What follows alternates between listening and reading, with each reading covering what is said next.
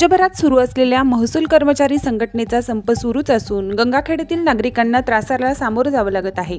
शाळा महाविद्यालय यांच्या प्रवेशासोबतच शेतकऱ्यांना देखील आता वेगवेगळ्या कामांसाठी महसूल विभागामध्ये चक्रा माराव्या लागतात। परंतु कर्मचाऱ्यांचा संप असल्यामुळे कोणतेही काम होत नाही।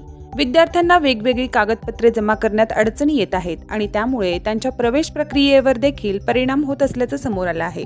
आज दिनांक 12/7/2024 रोजीपासून लेखनी बंद आंदोलन महसूल कर्मचारी यांनी केलेले आहे। तरी आमच्या जे मागण्या आहेत त्या माननीय शासनाने ताबडतोब आमच्या मागण्या मान्य कराव्यात याकरता आजपासून आम्ही महसूल कर्मचारी संघटना यांनी सर्व महाराष्ट्रभर काम लेखनी बंद आंदोलन केलेलं आहे। तरी आमच्या शासनाने तात्काळ मागण्या पूर्ण करण्यात याव्या ही नम्र विनंती।